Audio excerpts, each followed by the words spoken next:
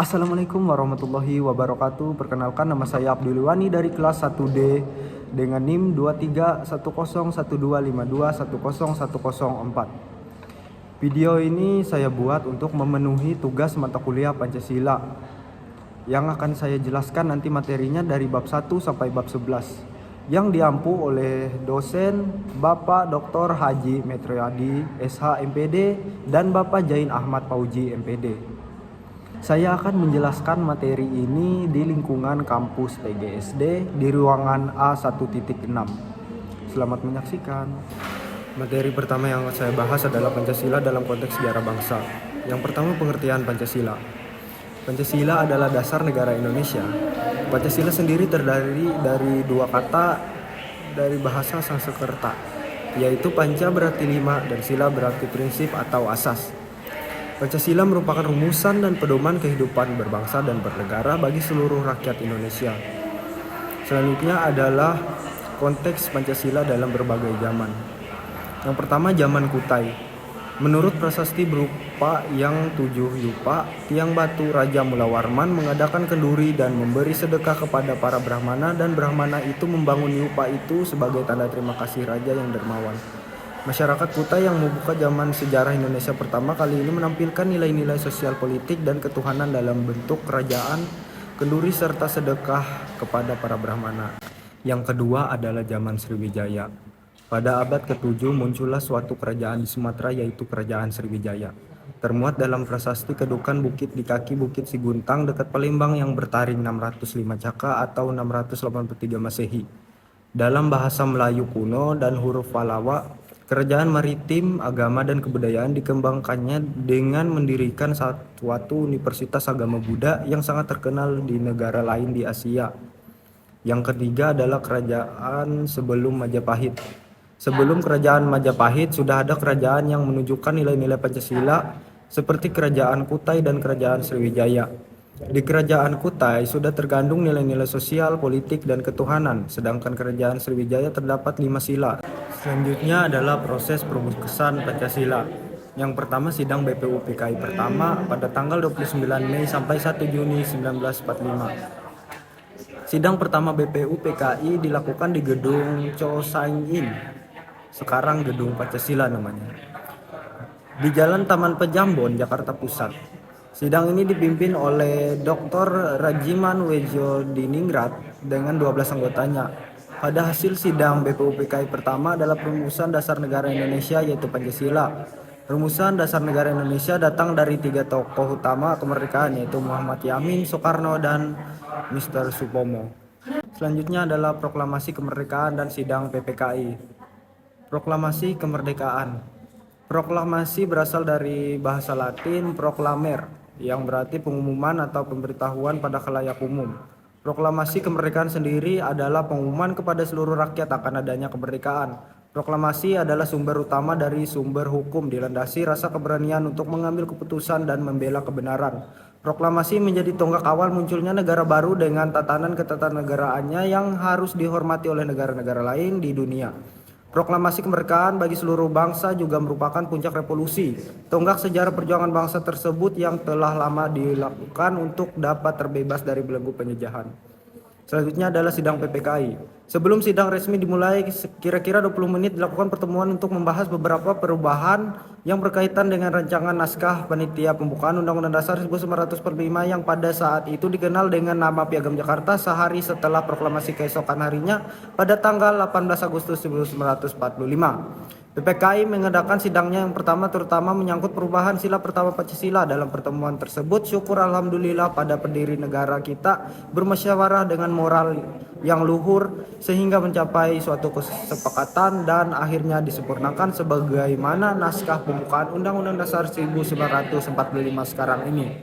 Selanjutnya adalah Pancasila sebagai sistem filsafat. Pengertian filsafat. Dari uraian mengenai ilmu Pancasila yuridis kenegaraan telah kita ketahui apa yang dimaksud dengan Pancasila dalam arti material dan Pancasila dalam arti formal. Telah kita ketahui pula bahwa Pancasila adalah pandangan hidup bangsa Indonesia, dasar filsafat negara Republik Indonesia, dan sekaligus juga ideologi bangsa dan negara Republik Indonesia.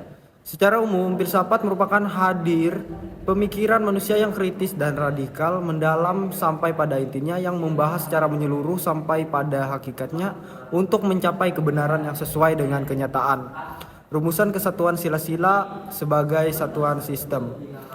Pancasila yang terdiri atas 5 sila pada hakikatnya merupakan suatu sistem filsafat. Pengertian sistem adalah suatu kesatuan bagian-bagian yang saling berhubungan, saling bekerja sama untuk satu tujuan tertentu dan secara keseluruhan merupakan suatu kesatuan yang utuh. Sistem lazimnya memiliki ciri-ciri sebagai berikut. Yang pertama, suatu kesatuan bagian-bagian. Yang kedua, bagian-bagian tersebut mempunyai fungsi sendiri-sendiri. Yang ketiga, saling berhubungan dan saling ketergantungan. Yang keempat, keseluruhannya dimaksud untuk mencapai suatu tujuan tertentu atau tujuan sistem. Yang kelima, terjadi dalam suatu lingkungan yang kompleks. C. Kesatuan sila-sila Pancasila sebagai satuan sistem filsafat. Pembahasan mengenai Pancasila sebagai sistem filsafat dapat dilakukan dengan cara deduktif dan induktif. Cara deduktif yaitu dengan mencari hakikat Pancasila serta menganalisis dan menyusunnya secara sistematis menjadi keutuhan pandangan yang komprehensif.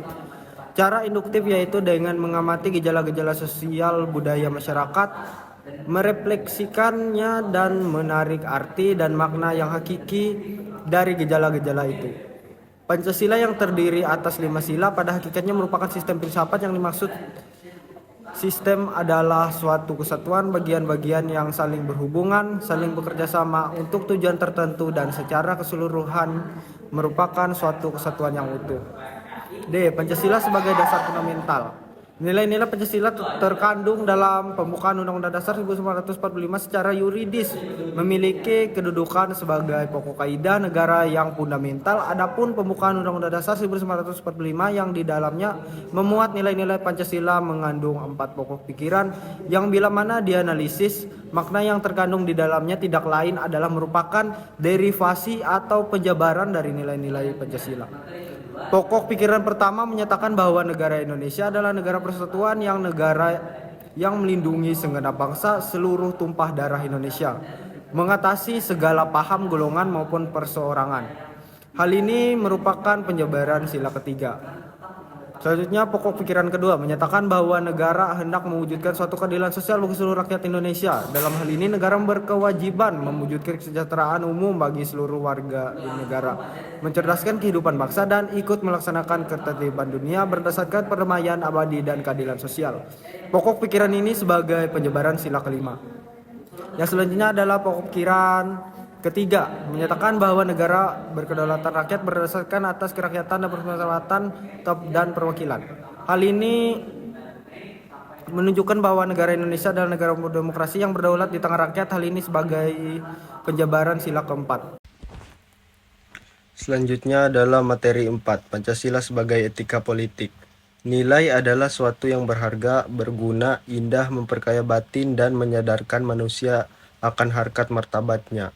Nilai-nilai merupakan sesuatu yang dianggap baik atau buruk di masyarakat. Norma adalah sebuah bentuk tatanan atau susunan hidup yang berisi tentang aturan-aturan dalam bergaul di tengah masyarakat. Norma yang berlaku di masyarakat ada 4, yaitu norma agama, norma kesopanan, norma kesusilaan, dan norma hukum. Moral sebagai dorongan kuat yang baik serta patuh terhadap peraturan-peraturan yang diikuti dengan tanggung jawab yang objektif dan berkaitan erat dengan peraturan-peraturan yang sudah pasti. Selanjutnya adalah Pancasila sebagai ideologi nasional. Pengertian asal mula Pancasila. Sejarah singkat lahirnya Pancasila bermula dari peristiwa dalam sidang Badan Penyelidik Usaha-usaha Persiapan Kemerdekaan Indonesia atau BPUPKI. Dari sidang BPUPKI tersebut yang kemudian pada tanggal 1 Juni 1945 lahirlah Pancasila yang menjadi dasar negara Indonesia. Asal mula langsung. Asal mula pembentukan Pancasila secara langsung. Proses terbentuk Pancasila secara langsung diulas lengkap oleh Nota Nagoro. Atas perinciannya yang mengatakan bahwa secara langsung Pancasila terbentuk atas dasar-dasar sebagai berikut. B. Asal mula Pancasila secara tidak langsung. Asal mula pembentukan Pancasila secara tidak langsung.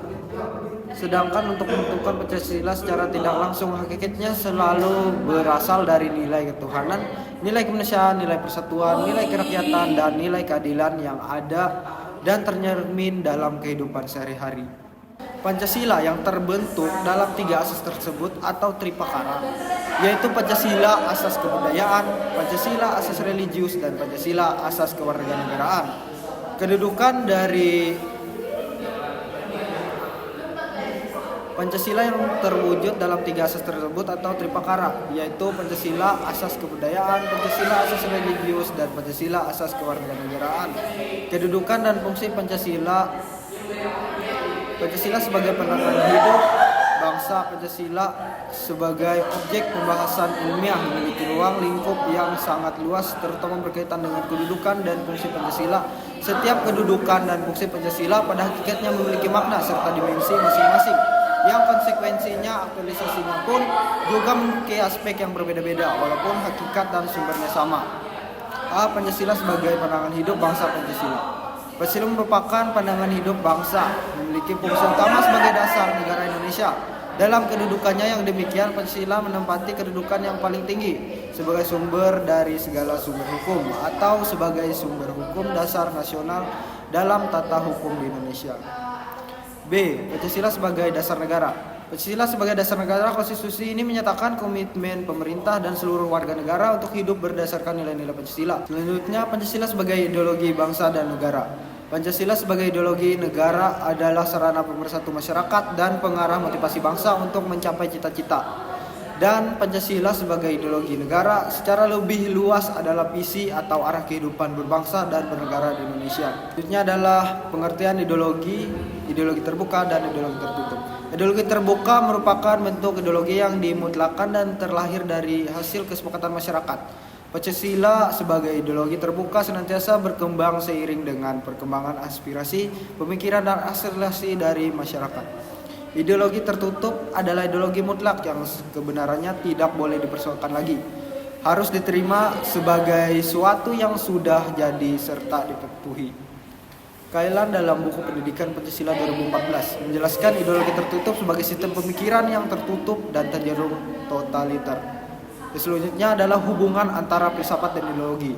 Ideologi sebenarnya bersumber pada suatu sistem filsafat dan merupakan pelaksanaan sistem filsafat. Atas dasar asas teoritis, maka tidak mungkin suatu bangsa menganut dan melaksanakan sistem ideologi yang tidak bersumber pada filsafat hidup atau filsafat negara mereka sendiri. Selanjutnya adalah materi ke-6. Selanjutnya adalah makna ideologi bagi bangsa dan negara. Ideologi Pancasila dan negara Pancasila. Pengertian ideologi Pancasila. Ideologi Pancasila adalah suatu pandangan hidup atau sistem nilai dasar yang menjadi landasan bagi negara dan seluruh bangsa Indonesia. Hal ini diakui sebagai ideologi negara resmi Indonesia dan tercantum dalam pembukaan Undang-Undang Dasar 1945. B. Pancasila sebagai ideologi yang reformatif, dinamis, dan terbuka. Pancasila ideologi terbuka berarti Pancasila dapat menerima dan mengembangkan pemikiran baru dari luar, dapat berinteraksi dengan perkembangan atau perubahan zaman dan lingkungannya, bersifat demokratis dalam arti membuka diri memasuknya budaya luar dan dapat menampung pengaruh nilai-nilai dari luar yang akan diinkorporasi untuk memperkaya aneka bentuk dan ragam kehidupan masyarakat Indonesia, juga memuat dimensi-dimensi secara menyeluruh. C. Paham negara kesatuan merupakan kesatuan unsur-unsur yang membentuknya berupa rakyat, wilayah, dan kedaulatan pemerintah. Selanjutnya adalah paham negara kesatuan. Pengertian paham negara kebangsaan. Paham negara kebangsaan adalah suatu pemahaman akan arti rasa cinta negara dan kesetiaan dalam kehidupan bernegara dan berbangsa. Nasionalisme juga dapat dikatakan sebagai nasionalisme. Rasa nasionalisme sangat diperlukan dalam kemajuan dan pembangunan negara. Selanjutnya adalah paham negara integralistik. Pemikiran mengenai negara integralistik telah dikemukakan oleh Profesor Supomo yang merupakan ahli hukum. Supomo menyatakan pemikiran mengenai negara integralistik telah dikemukakan. Selanjutnya yang E, paham negara integralistik. Pemikiran mengenai negara integralistik telah dikemukakan oleh Profesor Supomo yang merupakan ahli hukum. Supomo menyatakan pandangannya mengenai negara integralistik, bahwa negara ialah tidak untuk menjamin kepentingan seorang atau golongan segala bagian. Segala anggotanya berhubungan erat satu sama lain dan merupakan berdasarkan aliran pikiran integral yaitu kehidupan bangsa seluruh. Selanjutnya adalah materi yang ketujuh. Selanjutnya adalah Pancasila dalam konteks ketatanegaraan Republik Indonesia. A. Pembukaan Undang-Undang Dasar 1945. 1. Pembukaan Undang-Undang Dasar 1945 sebagai tertib hukum tertinggi. PPKI pada 18 Agustus 1945 telah mengesahkan pembukaan Undang-Undang Dasar 1945 dan Undang-Undang 1945 secara bersama-sama. Kemudian beberapa hari selanjutnya diundangkan di dalam Berita Republik Indonesia pada tahun ketiga. Yang kedua, pembukaan Undang-Undang Dasar 1945 memiliki syarat adanya tertib hukum Indonesia. Pembukaan Undang-Undang Dasar Negara Republik Indonesia tahun 1945 merupakan norma dasar bernegara atau Staatsfundamental yang menggambarkan cita-cita negara bangsa yang merupakan perjanjian luhur para pendiri negara atau the Founding Father. Yang ketiga, pembukaan Undang-Undang Dasar 1945 sebagai pokok kaidah negara yang fundamental. Undang-Undang Negara Republik Indonesia tahun 1945 terdiri atas pembukaan dan pasal-pasal. Itu termuat dalam pasal 2. Dilihat dari tertib hukum, keduanya memiliki kedudukan yang berbeda. Yang keempat adalah pembukaan Undang-Undang Dasar 1945 tentang terletak pada kelangsungan hidup negara Republik Indonesia 17 Agustus 1945. Pembukaan Undang-Undang Dasar 1945 adalah dokumen Konstitusi Indonesia yang mencerminkan keterkaitan erat antara kelangsungan hidup negara Republik Indonesia dan peristiwa 17 Agustus 1945. B. Hubungan antara pembukaan Undang-Undang Dasar 1945 dengan batang tubuh Undang-Undang Dasar 1945. Pembukaan Undang-Undang Dasar 1945 meliputi suasana kebatinan yang diwujudkan dalam pasal-pasal dalam Undang-Undang Dasar. Dengan kata lain, suasana kebatinan Undang-Undang Dasar 1945 digawe dan bersumber dari dasar filsafat negara yaitu Pancasila. C. Hubungan antara pembukaan Undang-Undang Dasar 1945 dengan Pancasila. Hubungan Pancasila dan pembukaan Undang-Undang Dasar 1945 secara formal menunjuk pada dicantumkannya Pancasila secara formal dalam pembukaan Undang-Undang Dasar 1945. D. Hubungan antara pembukaan Undang-Undang Dasar 1945 dengan Proklamasi 17 Agustus 1945. Hubungan antara Proklamasi Kemerdekaan dengan pembukaan Undang-Undang Dasar 1945 memiliki sifat kesatuan. Sifat kesatuan antara keduanya adalah memberikan penjelasan terhadap dilaksanakannya proklamasi pada 17 Agustus 1945. Selanjutnya adalah materi selanjutnya. Selanjutnya adalah konstitusi dan undang-undang negara Republik Indonesia. Yang pertama adalah pengertian, fungsi, dan tujuan konstitusi. Secara literal, konstitusi berasal dari bahasa Prancis, constituer, dan bahasa Inggris, constitution, yang berarti membentuk, menyusun, dan menyatakan. Dalam konteks ketatanegaraan, konstitusi dimaksudkan sebagai pembentukan suatu negara atau menyusun dan menyatakan suatu negara. Konstitusi juga bisa berarti peraturan dasar atau awal mengenai pembentukan suatu negara. Tujuan dibentuknya konstitusi adalah untuk mencapai dan mewujudkan tujuan yang tertinggi, yakni keadilan, ketertiban, dan perwujudan nilai-nilai ideal seperti kemerdekaan, kebebasan, kesejahteraan, dan kemakmuran bersama. Sebagaimana dirumuskan sebagai tujuan bernegara oleh para pendiri negara atau the founding father and mother. Dilihat dari fungsinya, konstitusi terbagi ke dalam berbagai membagi keputusan dalam negara dan membatasi kekuasaan pemerintah atau penguasa dalam negara. Selanjutnya adalah sejarah Undang-Undang Dasar 1945 dan Piagam Jakarta. Undang-Undang Dasar 1945 merupakan konstitusi Indonesia yang berlaku hingga saat ini. Sejarahnya dimulai dengan Piagam Jakarta yang ditandatangani pada tanggal 22 Juni 1945 yang mencantumkan sila-sila Pancasila sebagai dasar negara. Selanjutnya adalah pergantian 7 buah kata dalam Piagam Jakarta, yang dimana 7 buah kata itu adalah dengan berkewajiban menjalankan syariat Islam bagi pemeluk-pemeluknya. 7 kata inilah yang dulu bahkan sampai sekarang menjadi perdebatan negara ini. 7 kata inilah yang kemudian disebut sebagai 7 kata dalam Piagam Jakarta. Selanjutnya adalah Piagam Jakarta dan Negara Islam. Piagam Jakarta adalah rancangan pembukaan Undang-Undang Dasar Negara Republik Indonesia tahun 1945. Rancangan ini dirumuskan oleh Panitia 9 Badan Penyelidik Usaha Persiapan Kemerdekaan BPUPKI di Jakarta pada tanggal 22 Juni 1945. Mengapa dia katakan negara Islam? Karena pada saat itu partai-partai bertujuan untuk memaksakan untuk negara bisa menjadi negara Islam, dan itu tidak disetujui oleh pemerintah. Selanjutnya adalah sejarah penerapan Undang-Undang Dasar pasca proklamasi. Pelaksanaan Undang-Undang Dasar 1945 di wilayah negara Republik Indonesia dimulai pada tanggal 18 Agustus 1945, berakhir pada 27 Desember 1949. Hal ini disebabkan terjadinya perubahan bentuk negara Indonesia dari bentuk Republik Indonesia Serikat. Perubahan konstitusi. Konstitusi dalam segala ketentuan dan aturan mengenai ketatanegaraan atau undang-undang dasar suatu negara dapat dikatakan konstitusional adalah suatu tindakan atau perilaku yang harus selalu didasarkan kepada konstitusi yang ada. Selanjutnya adalah materi ke-9. Selanjutnya adalah materi ke-9. Lembaga negara menurut Undang-Undang Dasar 1945. Istilah lembaga negara ialah organ negara, badan negara, atau alat pelengkap negara. Lembaga negara adalah badan-badan negara di lingkungan pemerintahan negara. Jadi tidak hanya badan eksekutif, tetapi juga badan legislatif, yudikatif, dan badan-badan negara lainnya. Struktur lembaga negara sebelum amandemen Undang-Undang Dasar 1945 yaitu susunan lembaga negara mengatur bahwa Undang-Undang Dasar merupakan hukum tertinggi. Kemudian kedaulatan rakyat diberikan seluruhnya kepada MPR, lembaga tertinggi pada saat itu. MPR mendistribusikan kekuasaannya kepada 5 lembaga tinggi yang sejajar kedudukannya, yaitu Mahkamah Agung, Presiden, DPR, DPA, dan BPK.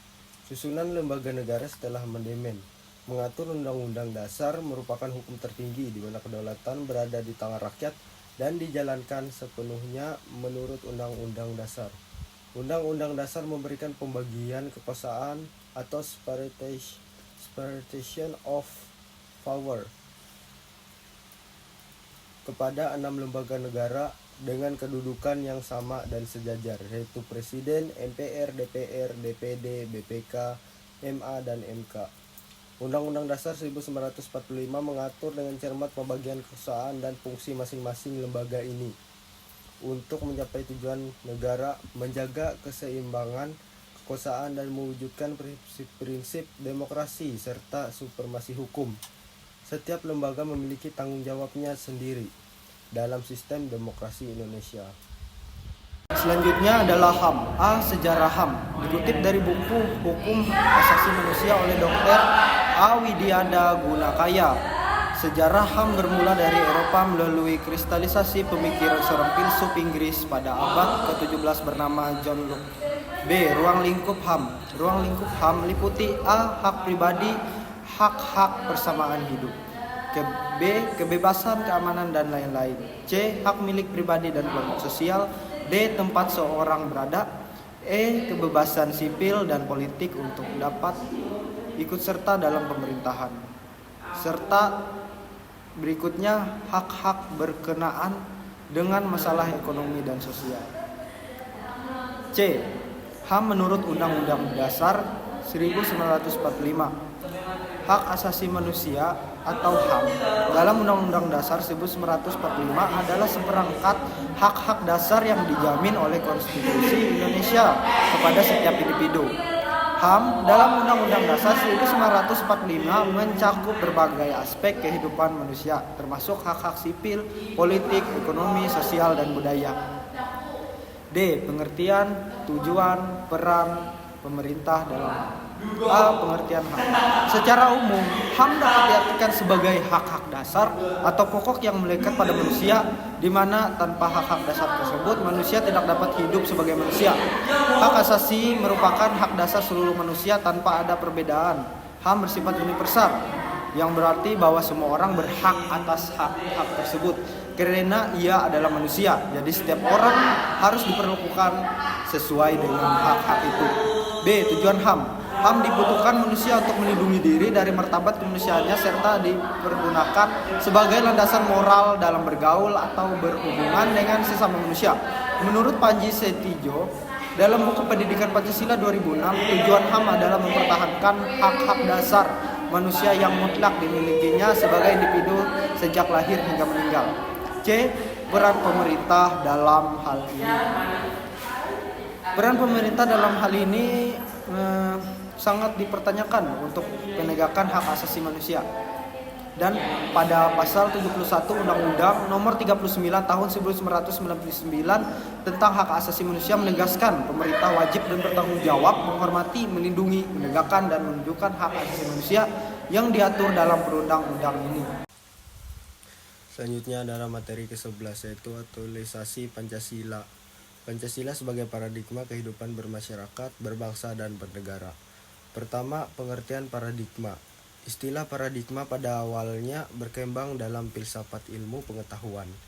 Secara terminologis, tokoh yang mengembangkan istilah tersebut dalam dunia ilmu pengetahuan adalah Thomas S. Kuhn. Paradigma adalah suatu asumsi-asumsi dasar dan teoritis yang umum sehingga merupakan suatu sumber hukum, metode serta penerapan dalam ilmu pengetahuan sehingga sangat menentukan sifat, ciri serta karakter ilmu pengetahuan itu sendiri. Paradigma juga dapat diartikan sebagai pendapat awal yang secara teoritis dapat dijadikan sebagai suatu sumber hukum, metode, serta penerapan dalam ilmu pengetahuan. Aktualisasi Pancasila dapat dibedakan atas dua macam, yaitu aktualisasi objektif dan subjektif. Aktualisasi Pancasila objektif yaitu aktualisasi Pancasila dalam berbagai bidang kehidupan kenegaraan yang meliputi kelembagaan negara antara lain legislatif, eksekutif maupun yudikatif. Adapun ada aktualisasi Pancasila subjektif atau aktualisasi Pancasila pada setiap individu terutama dalam aspek moral dalam kaitannya dengan penguasaan negara, terutama kalangan elit politik dalam kegiatan politik perlu memeras diri agar memiliki moral, ketuhanan, dan kemanusiaan sebagaimana terkandung dalam Pancasila. Selanjutnya adalah Pancasila sebagai paradigma pembangunan Polisos Buthankam, yaitu politik, ekonomi, sosial, budaya, ketahanan, dan keamanan. Pancasila sebagai paradigma pengembangan bidang politik. Dalam sistem politik, negara harus mendasarkan pada tuntunan hak dasar kemanusiaan yang di dalam istilah ilmu hukum dan kenegaraan disebut hak asasi manusia, sehingga sistem politik negara harus mampu menciptakan sistem yang menjamin atas hak tersebut. Selanjutnya adalah Pancasila sebagai paradigma pengembangan ekonomi. Pengembangan ekonomi bukan hanya mengejar pertumbuhan saja, melainkan demi kemanusiaan, demi kesejahteraan seluruh bangsa. Maka sistem ekonomi di Indonesia mendasarkan atas kekeluargaan seluruh bangsa. Selanjutnya adalah Pancasila sebagai paradigma sosial budaya. Dalam proses reformasi saat ini, kita sering melihat kekacauan sosial di masyarakat yang jauh dari nilai-nilai kemanusiaan yang adil dan beradab. Hal ini muncul dari benturan kepentingan politik demi kekuasaan. Oleh karena itu, tugas bagi bangsa Indonesia pada pasca reformasi saat ini untuk mengembangkan aspek sosial budaya dengan berdasarkan nilai-nilai Pancasila yang lebih rinci, berdasarkan nilai-nilai kemanusiaan, nilai-nilai ketuhanan, serta nilai keberadaban. Selanjutnya adalah Pancasila sebagai paradigma pengembangan pertahanan dan keamanan. Dimaksudkan bahwa Pancasila sebagai sistem nilai acuan, kerangka acuan, atau jelasnya sebagai sistem nilai yang dijadikan kerangka landasan, kerangka cara, dan sekaligus kerangka arah atau tujuan bagi pertahanan dan keamanan bangsa Indonesia. Dari materi yang saya pelajari dari materi 1 sampai ke 11, saya dapat mengetahui sejarah Pancasila dan pengaktualisasian Pancasila. Memahami dan mempelajari Pancasila memiliki sejumlah manfaat yang signifikan. Pertama, Pancasila sebagai dasar negara Indonesia mencerminkan nilai-nilai moral dan etika yang mengajarkan persatuan dan kesatuan. Yang kedua, memahami Pancasila membantu membentuk karakter warga negara yang memiliki rasa tanggung jawab terhadap bangsa dan negara. Selain itu, yang ketiga, Pancasila memberikan landasan bagi penyelenggaraan pemerintah yang adil dan berkeadilan. Yang keempat, mempelajari Pancasila tentunya membuka wawasan tentang keberagaman dan toleransi bagi dalam diri masyarakat. Yang terakhir adalah yang kelima, pemahaman terhadap Pancasila dapat menjadi panduan moral dalam pengambilan keputusan di berbagai aspek kehidupan bermasyarakat.